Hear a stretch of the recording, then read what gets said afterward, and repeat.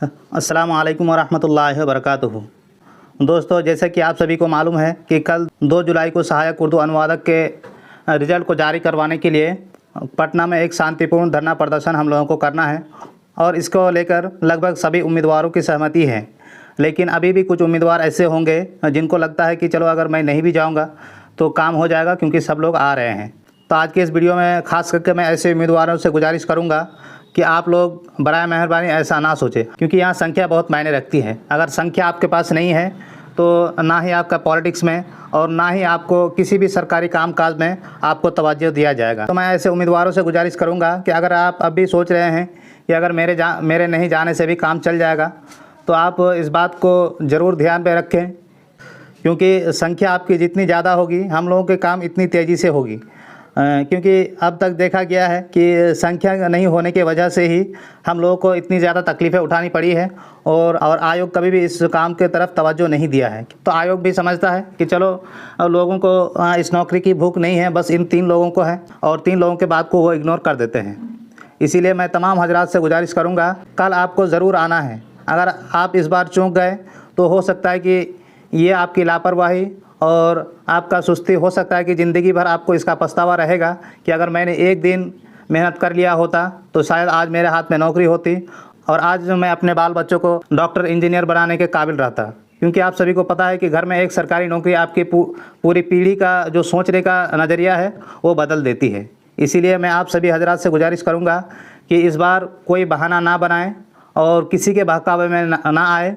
आप अपने नौकरी के खातिर एक बार पटना ज़रूर आए, क्योंकि संख्या अगर नहीं होगी, आप सभी को पता है अगर संख्या नहीं होगी तो हमेशा जैसे इग्नोर करते आ रहे हैं आयोग और सरकार, वो हमेशा इग्नोर करती रहेगी। इसीलिए मैं आप सभी हजरात से गुजारिश करूंगा कि इस बार कोई कोताही ना करें और इस बार पटना ज़रूर आएँ। कुछ लोग व्हाट्सएप में गलत सलत मैसेज कर रहे हैं कि अगर आप धरना प्रदर्शन में जाएंगे तो पुलिस की मार भी खानी पड़े।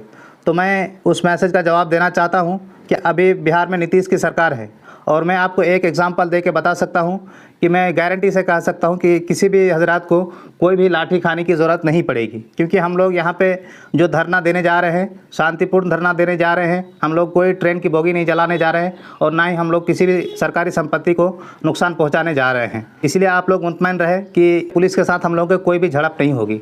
और एक बात मैं आप लोगों को बता देना चाहता हूँ कि जब 2019 में CAA का प्रोटेस्ट को लेकर पूरे देश भर में एहतजाज हो रहे थे और उसमें बिहार में भी हो रहा था, तो आप सबने देखा होगा उत्तर प्रदेश पे मुसलमानों के साथ बहुत अत्याचार हुए और लोगों पर NSA भी लगाया गया। लेकिन बिहार में आपने एक भी केस ऐसा नहीं सुना होगा जिसमें किसी भी प्रोटेस्ट करने वाले के ऊपर पुलिस ने एक भी लाठी चलाया हो। क्योंकि नीतीश सरकार का पुलिस को निर्देश रहता है कि किसी भी मुस्लिम लोग शांतिपूर्ण धरना प्रदर्शन कर रहे हैं तो उसके ऊपर लाठी चलाना बिल्कुल नहीं है। तो जो CAA का इतना विशाल धरना प्रदर्शन था उसमें देखने को मिला है। तो उसके बनिस्बत हम लोग तो बहुत छोटे से धरना प्रदर्शन करने जा रहे हैं और इसमें आप लोगों के पुलिस के साथ झड़प होने की कोई भी चांस नहीं है। हम लोग सिर्फ़ और सिर्फ शांतिपूर्ण धरना प्रदर्शन दे रहे हैं। तो आप लोग बिल्कुल बेखौफ रहें कि यहाँ पे पुलिस हम लोगों पर लाठीचार्ज करेगी। लाठीचार्ज बिल्कुल नहीं करेगी, क्योंकि नीतीश सरकार का हमेशा सॉफ्ट कॉर्नर रहा है मुस्लिम को लेकर और कभी भी वो नहीं चाहेगा कि मुस्लिम के ऊपर कोई भी लाठीचार्ज हो। और आप सभी को पता है पुलिस वैसे ही काम करती है जैसा सरकार सोच रखती है। सेम पुलिस उत्तर प्रदेश में CAA के खिलाफ प्रोटेस्ट करने वालों पर NSA लगाया, लेकिन बिहार में किसी भी धरना प्रदर्शन करने वालों के ऊपर एक लाठी भी चार्ज नहीं किया है। तो ये फ़र्क होता है गवर्नमेंट के सोचने के तरीके के ऊपर। इसीलिए मैं आप सभी लोगों को आश्वासन देता हूं कि यहाँ पे आप ऐसा कुछ भी नहीं होने वाला है जो आपको कुछ लोगों के द्वारा डराया जाता है। वो इसलिए डराया जाता है कि लोग एकजुट ना हो और बार बार वो यही कोशिश करते हैं, क्योंकि जब इसकी रिज़ल्ट आ जाएगा तब उस इंसान का जो भांडा है वो फूट जाएगा और जितने लोगों के साथ उन्होंने धोखा किया है वो सारे लोग उसके गिरेबान में हाथ डाल देंगे। इसलिए वो चाहता है कि ये वैकेंसी रद्द हो ताकि लोग उनके ऊपर उंगली ना उठा सके। इसीलिए मैं आप सभी हजरात से गुजारिश करता हूँ कि आप लोगों को डरने की बिल्कुल भी ज़रूरत नहीं है। अगर आप नौकरी चाहते हैं तो आप लोगों को ज़रूर आना चाहिए धरना प्रदर्शन में। और जो हमारी ख़वातीन हजरात हैं उन सभी से गुजारिश है कि अगर आप शादीशुदा हैं तो आप अपने शौहर के साथ आएँ। अगर आप शादीशुदा नहीं हैं तो आप अपने गार्जियन, भाई या फिर फादर किसी के साथ आप ज़रूर आएँ, लेकिन किसी एक इंसान को आप ज़रूर लेकर आएँ।